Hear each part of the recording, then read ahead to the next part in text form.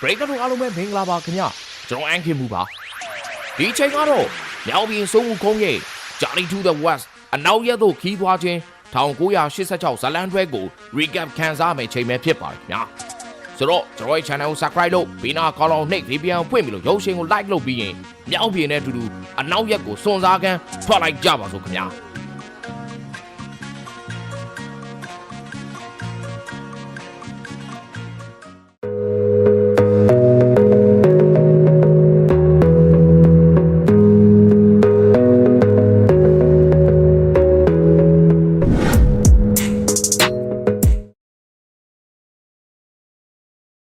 ခုလောက်ဆိုရင်ဖြင့်လွတ်လပ်ရေးရသွားတဲ့တော့ဝူခုံးကြီးကပျော်နေလောက်ပြီပေါ့လို့စာအုပ်ချင်းကိုပြောနေခဲ့ပါတယ်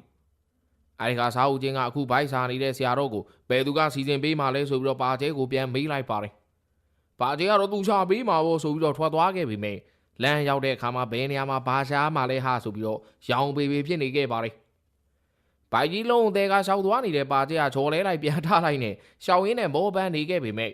အစာနဲ့တူတာဆိုလို့ဘာမှမတွေ့ပဲဖြစ်နေခဲ့ပါတယ်။စာအုပ်ချင်းကလည်းအစာရှာတာကြားနေခြင်းကလည်းဒီလောက်ဝေးကြီးအစာရှာနေတဲ့ပါကျဲကိုစိုးရင်လာပြီးတော့ရှာဖွေနေတော့မှ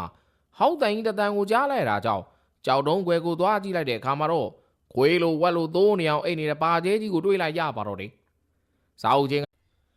break တို့အားလုံးပဲမင်္ဂလာပါခင်ဗျကျွန်တော်အန်ခင်မူပါဒီချိန်ကတော့မြောက်ပြည်စိုးဦးခုံးရဲ့ Journey to the West အနောက်ရက်သို့ခီးသွားခြင်း1986ဇလန်တွဲကို recap ခန်းစားမယ့်ချိန်ပဲဖြစ်ပါတယ်ခင်ဗျာဆိုတော့ကျွန်တော်ရဲ့ channel ကို subscribe လုပ်ဘေးနားခေါင်းလောင်းနှိပ် VPN ဖွင့်ပြီးလို့ရုပ်ရှင်ကို like လုပ်ပြီးရင်မြောက်ပြည်နဲ့အတူတူအနောက်ရက်ကိုစွန့်စားကန်းထွက်လိုက်ကြပါစို့ခင်ဗျာ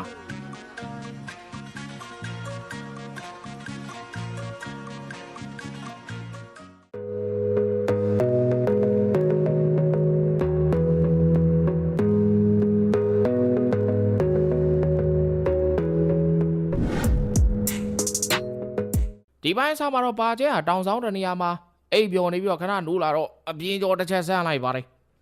ပါကျဲအိတ်တဲ့နေရာကနေလှမ်းကြည့်လိုက်ရင်ဆရာတော်နဲ့ဝူချင်းတို့ကိုမြင်နေရပြီးတော့ဆရာတော်ဟာပါကျဲဟာအခုချိန်ထိပြန်မလာသေးတာကြောင့်တခုများဖြစ်နေတာလားဆိုတော့စိတ်ပူနေခဲ့ပါတယ်ဝူချင်းကတော့ဇုံခုံးကပါကျဲကိုလိုက်ရှာနေဖြစ်တာကြောင့်စိတ်ပူမနေဖို့နဲ့ထန်ဆန်းကိုတော်ကိုပြောပြနေပါတယ်ပါကျဲကိုတောင်ကြီးပတ်လည်မှာလိုက်ရှာတဲ့ဇုံခုံးကတောင်ဆောင်တနေရာမှာဂလူးဂလောနဲ့အိပ်ပျော်နေပါကျဲကိုတွေ့လိုက်ရပါတယ်ပါကျဲကိုတွေ့သွားတဲ့ဇုံခုံးကပါကျဲကိုဓာတ်ရိုက်မနှိုးပဲတစ်တောက်ငှက်ဟန်ဖန်ဆင်းဟန်ဆောင်ပြီးတော့ပါကျဲရဲ့နှာခေါင်းကိုသွားပြီးတော့တောက်လိုက်ပါတယ်နှာခေါင်းစိတ်ခံလိုက်တဲ့ပါကျဲကမကောင်းဆိုးလာပြီမကောင်းဆိုးလာပြီဆိုပြီးတော့လန့်နိုးလာခဲ့ပြီးတော့တစ်တောက်ငှက်ကိုတွေ့တဲ့အခါမြင်းနှင်းကနှိပ်စက်တာမလုံလောက်တော့တစ်တောက်ငှက်ကိုဝင်ကူနေတာလားလို့ပြောကသူကတစ်ခေါင်းမဟုတ်ဘူးလို့ပြော